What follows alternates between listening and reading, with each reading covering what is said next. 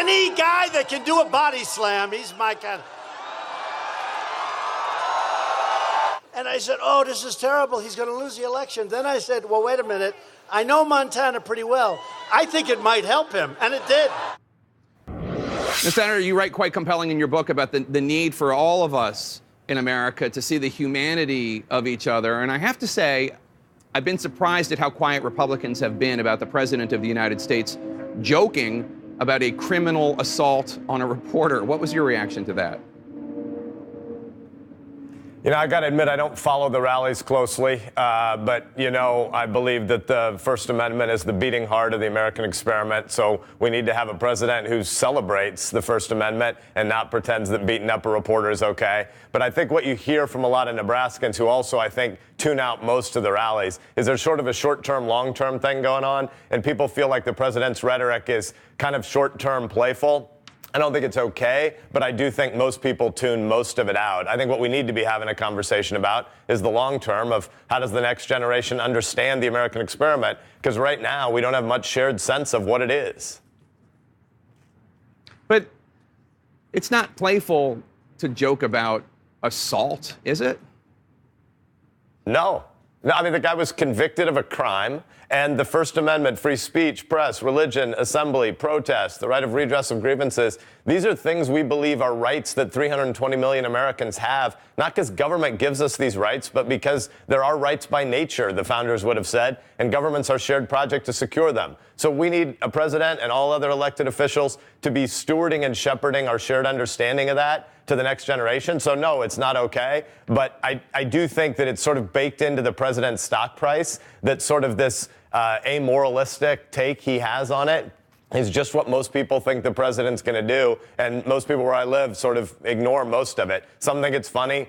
Some are really anxious about it. But most people just think, well, that's kind of how the president talks. We need to do better than that. But I also think there's a danger in pretending each new rally is immediate urgent. I wish he did it differently, obviously. You're on the Senate Armed Services Committee. I want to ask you about the U.S. response to the murder of Jamal Khashoggi, the Saudi journalist. President Trump seems to think American jobs and profits through the tens of billions of dollars of arms deals with the Saudi Arabians are a clear reason to moderate the U.S. response. On the other hand, philosophically, Senator Marco Rubio said on CNN, quote, there isn't enough money in the world to purchase back our credibility on human rights and the way nations could conduct themselves. Where do you come down? Yeah, I think that's well said by Marco. So we need to recognize that arms sales are always means to an end. They're not the end. The end is the American idea, and the end is stability in the world so that problems abroad don't come home to roost for us. So we don't do arms sales for the purposes of the profits from arms sales. We do arms sales because we want to be allied with different countries around the globe that believe in our values and have a long-term sense of what we're up to together and why we have that alliance. Saudi's got a lot of explaining to do, and I think everything should be on the table. The intel that I've read is obviously not as exhaustive as the intel that the president sees, but I think the cover stories from the Saudis are a mess. You don't bring a bone saw to an accidental fist fight inside an embassy in Turkey or a consulate in Turkey. So the Saudis have said a whole bunch of crap that's not right, accurate, or true. We know that, and we need to have some shared principles about what we're trying to get done if we ally with them in particular ways. Policies flow from that. Arms sales are one policy. They're a means. They're not an end. Let's turn back to your book. You have some harsh words in the book for partisans on both sides, including Fox News host Sean Hannity. You write his goal is not to promote a conservative agenda or offer coherent arguments against liberal principles, but instead, quote, his core cause is to rage.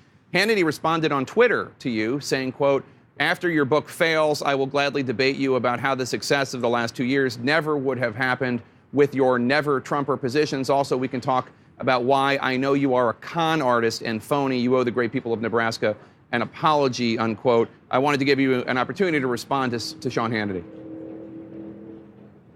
Yeah, so I've told Sean I'd be happy to debate him in a neutral environment about whether or not his business model is good for America, because it's bad for America. And I think we need to back up. This isn't about Sean Hannity. It's about the whole politainment industry. which is I think the vast majority of Americans want politics to maintain a framework for ordered liberty, but they don't want politics to swallow up every sector and every aspect of life, every institution and every discussion. And so most people are tuning this out. And I think it's important for us to sort of recognize what's happening in the way we consume media now broadly. In the 1950s, I Love Lucy had a 68% share. It wasn't important content, but it was shared content. Everybody in America knew what Lucy and Desi were doing, and it was something you had in common with your neighbors, even if you were arguing with them about a project at work or if you differed on politics. Today, the most watched cable programming in America, Hannity's #1 and Rachel Maddow's usually #2, both of them have the same basic business model, which is try to intensify the political addictions of the 1% of America that's listening to you,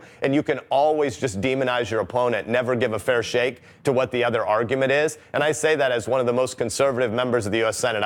I'm the second or third most conservative member of the Senate, so I'm not mealy-mouthed indifferent on policy, but I don't think policy differences mean that people I differ with on a given policy I have to regard as evil and therefore not as a part of a shared America. And the business model that people like Hannity advance, it's not good for the next generation because it doesn't get to any sense of what a shared republic is doing together. You write in the book about the tendency of individuals to overlook the flaws of those, quote, in the tribe. You say, quote, there is a deep and corrosive tribal impulse to act as if the enemy of my enemy is my friend, but sometimes the enemy of your enemy is just a jackass. I wanted to ask you, because I was reading this and I was thinking about the Kavanaugh hearings, when President Trump publicly mocked Christine Blasey Ford as the crowd laughed. And the response from Republicans, I have to say, was rather muted. Do you think your tribe failed Christine Blasey Ford by, at the very least, not condemning the president when he mocked her testimony? Yeah, so I went to the Senate floor after the president's mocking rally, I think it was in Mississippi, and made a speech about why the Me Too movement is important and why the Me Too movement doesn't belong to Republicans or Democrats, and politics shouldn't swallow it because there's a whole culture of sexual violence that needs to be called out and shouted out, and mores need to be changed, and most of that's bigger than and outside of politics. So I was critical of what the president said there. But bigger picture, I think it's really important for us to recognize that this political tribalism, which is amping in our time, is filling a vacuum of the collapse of the natural tribes, the normal tribes that give people's lives happiness and meaning. The happiness literature is pretty clear. You're happy if 4 things are true. Do you have a tight nuclear family? Do you have a few deep friendships? Do you have shared vocation? Do you have a sense that you have meaningful work? And do you have a local worshiping community or a theological or philosophical framework to make sense of death and suffering? Those things are all local, and those are kinds of tribes that usually in human history have been thick. They're thinning in our time because of the digital revolution, and politics is trying to fill that void. Political tribes aren't going to make you happy. Just because you're a Republican or Democrat, that doesn't mean other partisans are going to join you and comfort you late in life when you're lonely. So there's a lot we need to do, but we need to recognize the decline of the good tribes is a huge part of why political tribalism is amping in our time. And you write a great deal about it in your book, Them, Why We Hate Each Other and How to Heal, the only book I've ever read that quotes both Adam Sandler and George Washington. Ben Sasse, thanks so much for your time, Senator.